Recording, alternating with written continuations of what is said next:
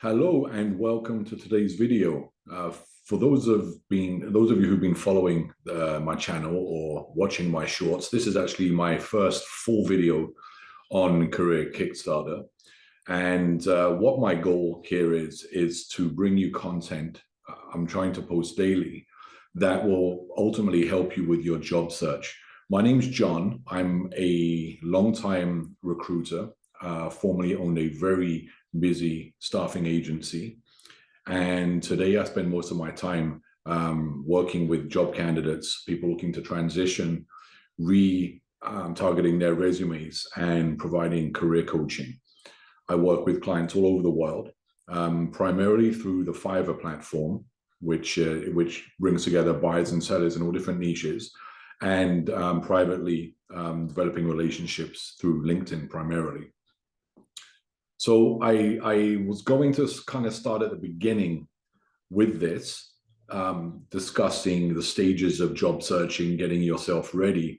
But I came across an article yesterday, which was quite interesting. So I wanted to kind of jump forward just a little bit and discuss this.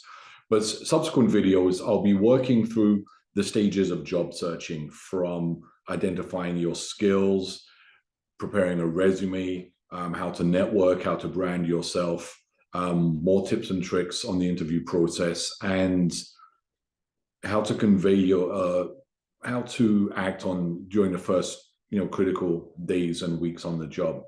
But the article I came across was 8 questions you should ask at the interview.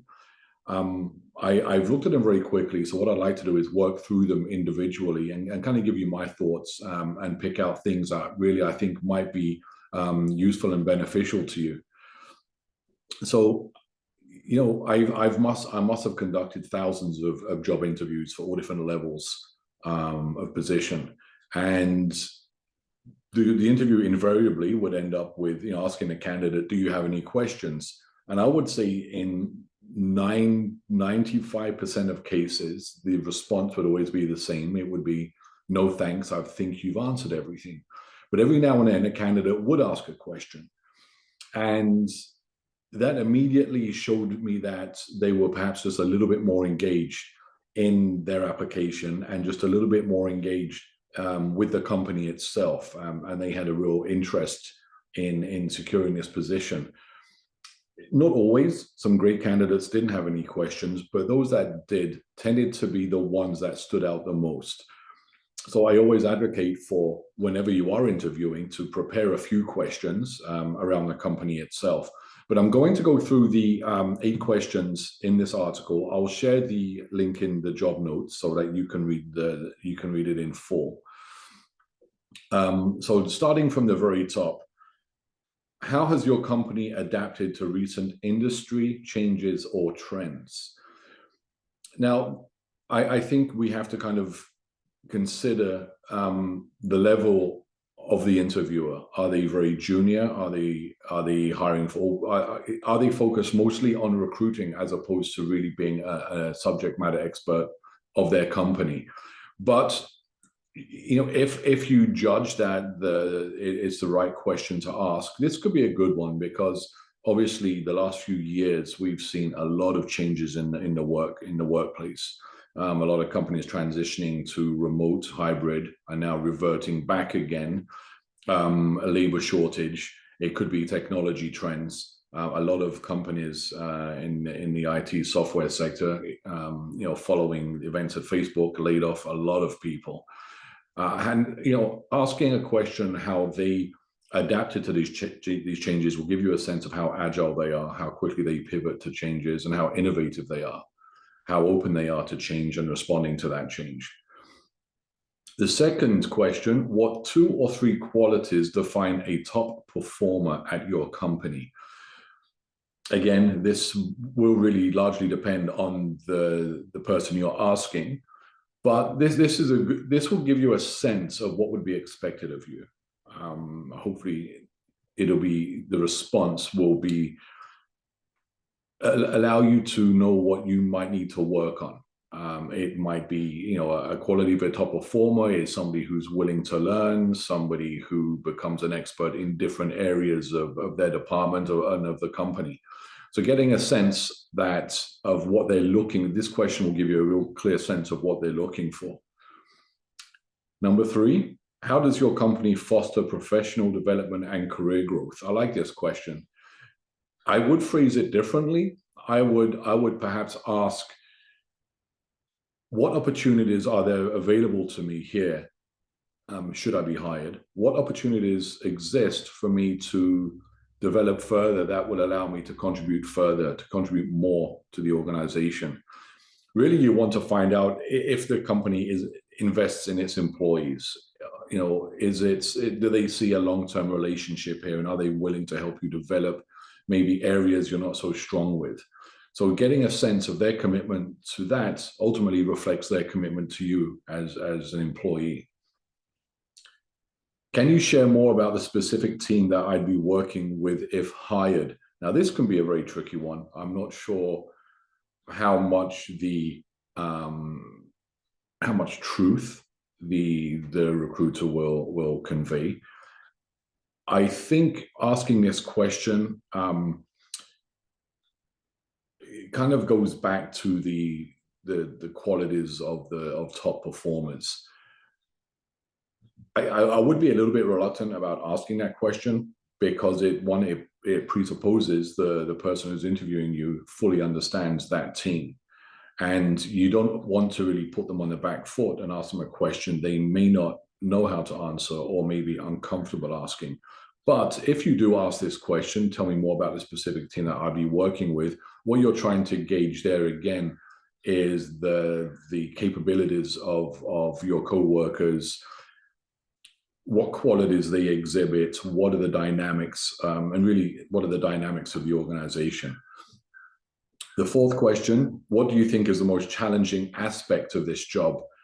This again can be a little bit of a tricky question for the interviewer. They may not know the job. They know recruiting, they understand the human resource process, the talent acquisition process. They may not understand what is the most challenging aspect of the job. This would be a great question. However, if you are, say, in a 2nd or 3rd round interview, where you may actually be meeting somebody from that department, a manager, a supervisor who's brought into the hiring process. And again, that will give you a sense of what's expected of you as a candidate. I like this one. Can you describe the company's culture and core values? Now, this is really gives you the recruiter, the hiring manager, an opportunity to show off why you should be working there. It will give them an opportunity to let them get into more detail about what drives them, what their motivation is beyond the daily activities, beyond signing on new clients or making money. This will just tell you a little bit more that often we need to feel a resonance with where we're working. If we don't feel that resonance, then ultimately we won't be happy in a job. So this will allow you to kind of explore a little bit more what drives that company beyond its immediate daily operations.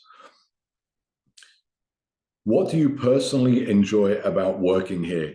This is one I perhaps would not suggest asking. You might be asking somebody who does not enjoy working there. Not everybody loves their job. So I would skip this one. You don't want to make the interviewer uncomfortable. You don't want them to have to force an answer. So should you ask this, again, it will kind of go back to the culture, the values of the company. It will go back to perhaps discussing team dynamics. For now, I would tend to skip asking that question. If you do ask that question, I think it would be somebody who's somewhat filling a role that you're applying for. And I do like this last one. Could you share a piece of career advice based on our conversation today? Now, if you're talking to a seasoned HR manager, a seasoned recruiter, or a department manager who's brought into the hiring process, this will give them an opportunity and give you an opportunity rather to really solicit some free career guidance. They might have comments on your resume. on your cover letter, on your experience. They may have suggestions as to any professional development training you can take. It could be, not all interviews work out according to plan. So this could be a great one to ask for you to further develop your resume or further develop your skill sets. I really do like that one question here. So I'll post the link to this article in the show notes, as I said, and I'll also post some links to my profiles if you want to check me out a little bit further, or you have any questions, or you want to find out more about how I could possibly assist you with your resume preparation and interview preparation. But yeah, today was the first video. I thank you for watching. So the goal is to post a quick daily video.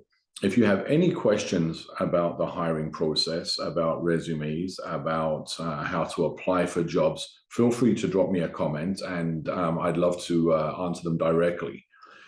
And then perhaps use them as the basis for a subsequent video. But again, thank you for watching. If you are looking for a job, best of luck, keep at it. It is the challenging times right now. And I actually have a video on that coming up as well. And but just stick with it. It will happen eventually. Just make sure that your resume is prepared and that you're ready to go. Thanks again, and I will see you next time.